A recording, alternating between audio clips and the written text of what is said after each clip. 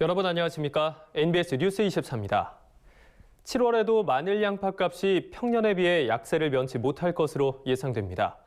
봄철 기상 호조로 작황이 너무 좋아서 생산량이 크게 증가한 게 원인으로 꼽히고 있습니다.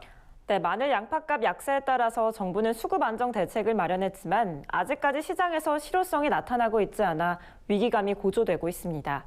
강창호 기자가 서울 가락시장에서 한국농촌경제연구원의 7월 마늘 양파 관측을 전해드립니다. 마늘의 7월 도매 가격이 평년보다 낮을 것이란 한국농촌경제연구원의 전망이 나왔습니다. 깐마늘 상품 1kg당 평균 도매 가격은 지난달 5,057원을 기록했습니다. 평년 6월 가격인 6,144원에 비해 17%가량 낮은 겁니다. 농경연은 이달 마늘값이 6월보다도 더 떨어질 것이라고 전망했습니다. 농경연이 마늘값 약세를 전망한 가장 큰 이유는 생산량이 증가한 햇마늘 출하가 이달부터 본격적으로 이뤄지기 때문입니다. 올해 마늘 재배 면적은 지난해에 비해 소폭 줄었습니다. 반면 단수는 봄철 날씨가 좋아 10아르, 즉 1000제곱미터당 1334kg으로 지난해보다 14%가량 많을 것으로 예상됩니다. 이대로라면 올해 마늘 생산량은 36만 9천 톤 수준으로 전망되는데 이는 전년보다 11.3%, 평년에 견져선 21.1%가량 증가한 겁니다.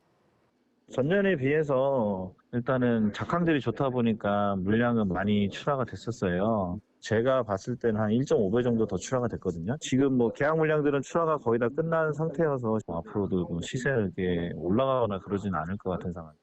농경연은 7월 양파값 또한 평년의 절반 수준에 불과할 것으로 내다봤습니다.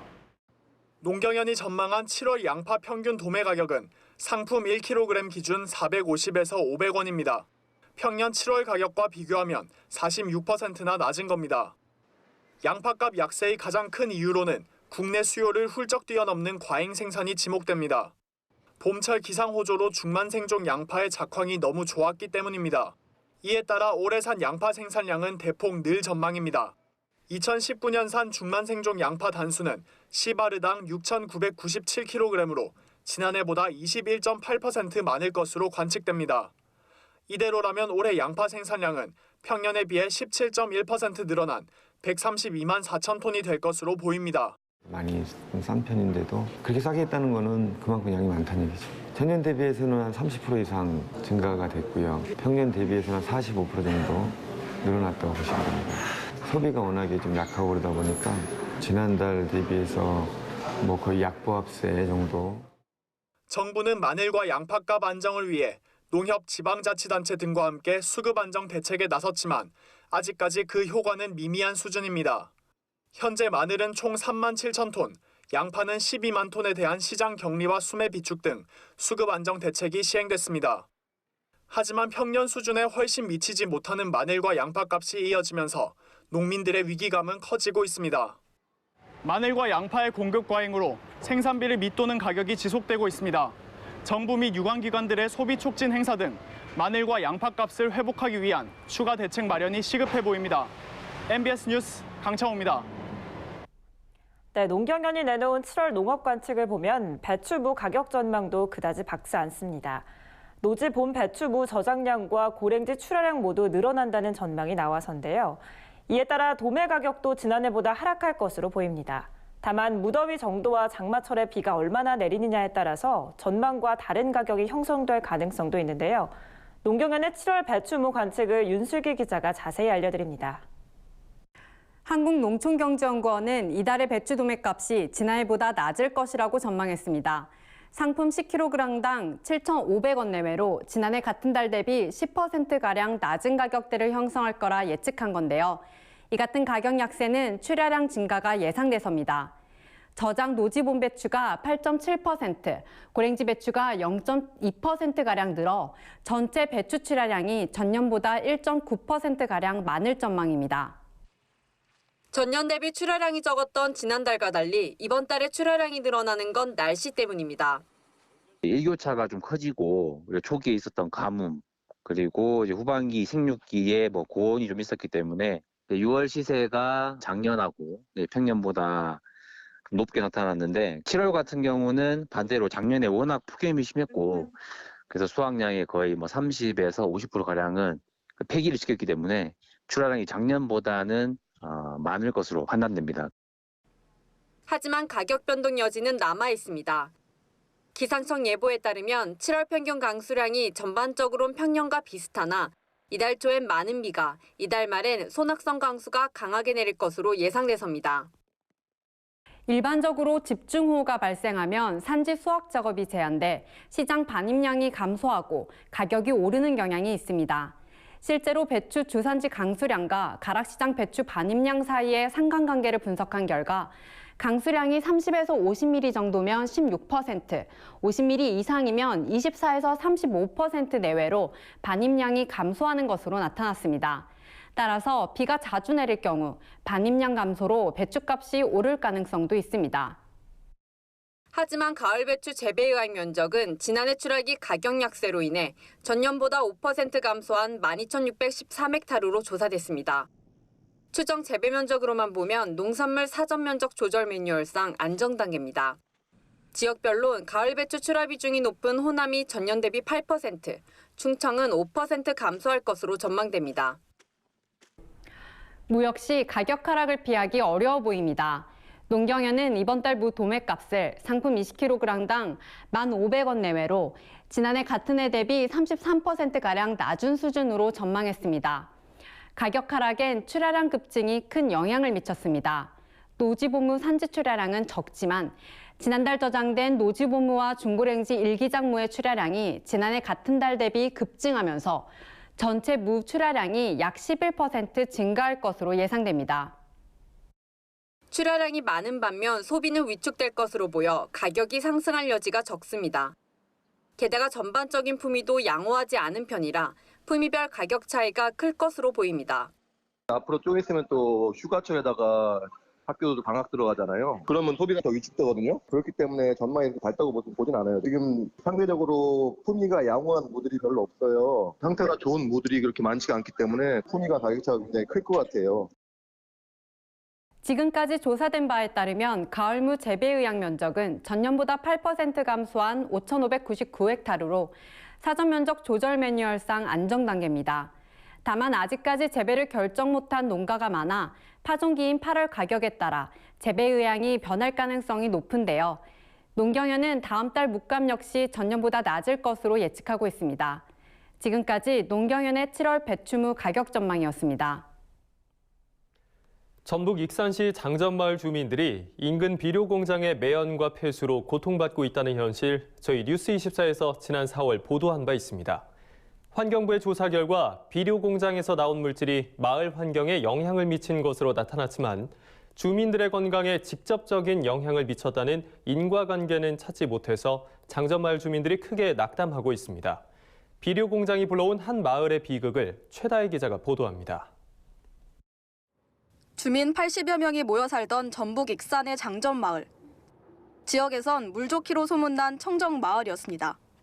마을도 좋고 공기도 좋고 면내에서도 첫째가 나는 마을로 이렇게 정해져 있고. 하지만 평화롭던 마을에 20년 전 비료 공장이 들어서면서 많은 것이 달라졌습니다. 주민들은 원인을 알 수 없는 각종 암에 걸리기 시작했고 마을 곳곳에는 폐허가 된 집들이 점점 늘어났습니다.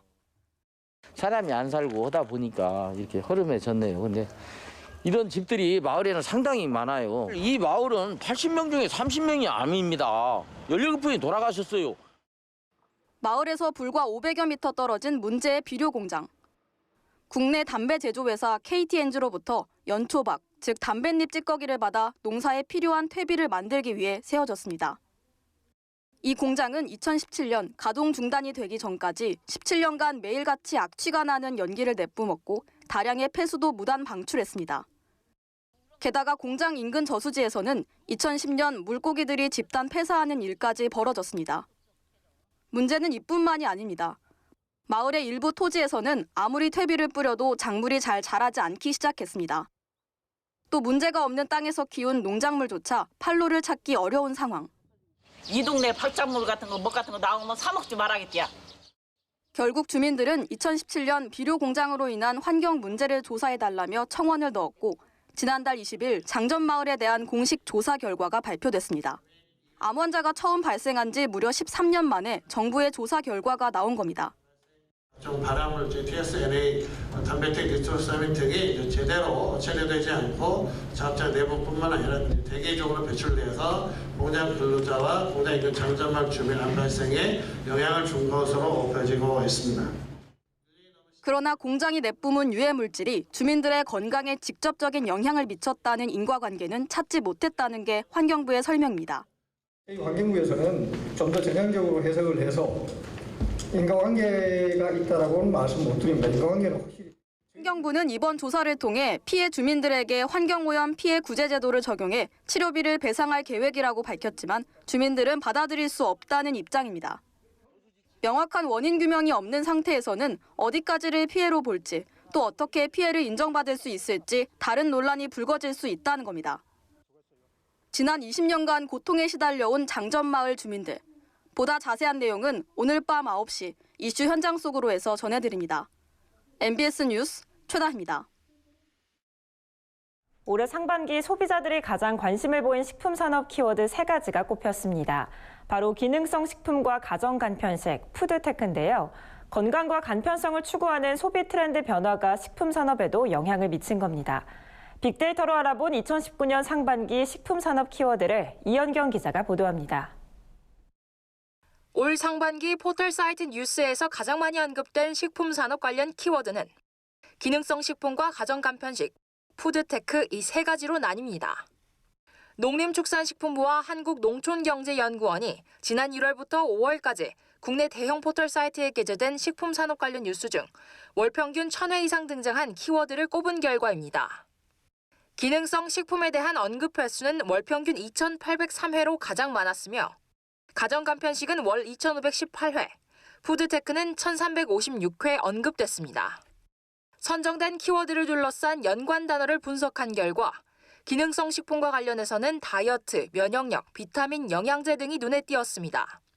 어린이나 부모, 가족의 건강을 챙기는 선물용으로 기능성 식품이 주로 이용된 것으로 분석됩니다. 가정 간편식의 경우에는 영양, 맛, 가격 등 구매를 결정하는 요인에 대한 언급이 많았습니다. 또한 가정 간편식 소비자층이 1인 가구뿐만 아니라 자녀를 둔 주부와 중장년층으로 확대되면서 밀키트와 쿠킹박스, 홈쿡 등 조리를 간편하게 하는 제품에 대한 선호도도 높아지고 있는 것으로 나타났습니다. 한편 4차 산업혁명 등의 기술 발전과 함께 푸드테크에 대한 언급 횟수도 눈에 띄게 늘었습니다. 푸드테크란 식품과 IT 기술이 합쳐진 단어로, 즉 식품 산업이 정보통신 기술과 결합된 것을 의미합니다. 최근 푸드테크를 이용한 기술 기반 창업이나 일자리 창출 등에 관심이 높아지면서 푸드테크 언급 횟수도 증가한 것으로 보입니다. 작년에는 보면 푸드테크 하면 배달 앱 서비스라든지 해서 좀 한정적인 기술 적용 사례가 주로 언급이 됐는데 올해 저희가 분석을 해보니까 플랫폼이라든지 IT 산업과 연계한 성장에 상당히 관심이 많은 것으로 나타났습니다. 한편 기능성 식품과 가정 간편식 키워드는 효과적, 좋은, 간편한, 성장과 같은 긍정적인 단어 비중이 높은 것에 비해 푸드테크의 경우 중립어 비중이 높은 것으로 나타났습니다. 이는 새로운 기술에 대한 정보가 아직 부족하기 때문이라는 게 농림축산식품부 설명입니다.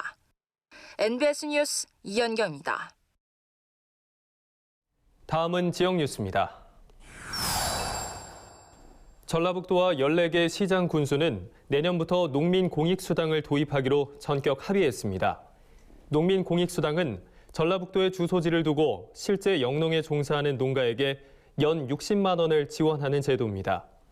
수당은 대부분 시군에서 지역사랑 상품권으로 지급될 계획이며 지역 내 소상공인 등에게 선순환돼 지역경제 활성화에도 크게 기여할 것으로 분석됩니다. 전라남도가 베트남과 아열대 작물 분야를 비롯한 농업 기술 교류를 강화합니다. 최근 베트남 바리아 붕따오성을 방문한 김영록 전남도지사는 고위급 회담을 하고 농업기술 업무 협약을 체결했습니다. 협약에 따라 두 기관은 경년제로 상호 방문해 세미나를 개최하고 아열대 작물의 재배 기술과 유전자원 연구 등을 협력해 나갈 계획입니다. 김 도지사는 또 호치민에서 활동하는 한인 기업인들과 투자 유치를 위한 경제 협력 방안을 논의했습니다. 경상북도 농업기술원은 한국농어촌공사 경북지역본부, 의성군 농업기술센터 등과 함께 청년 농업인 스마트팜 창업 활성화 지원을 위한 업무 협약을 체결했습니다.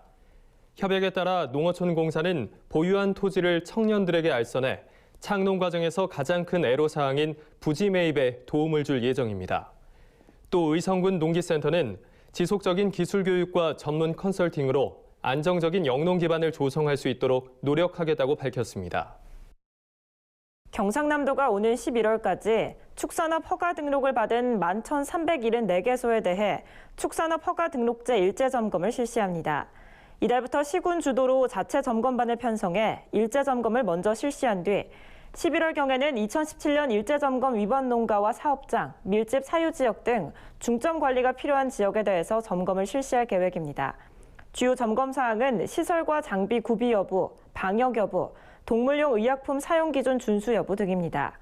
또한 이번 점검에서는 양돈 농가의 아프리카 돼지열병 ASF 예방을 위한 소독 및 방역 시설 등에 대한 점검도 실시합니다. 농업에 관한 어려운 용어나 개념을 알기 쉽게 풀어드리는 플러스 농업백과 시간입니다.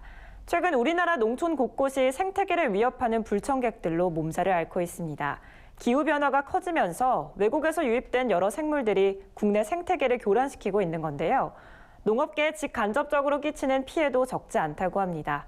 그래서 오늘은 농민들이 꼭 알아둬야 할 생태계 교란 동식물에는 어떤 것들이 있는지, 또 적절한 대응법은 무엇인지 함께 알아보겠습니다.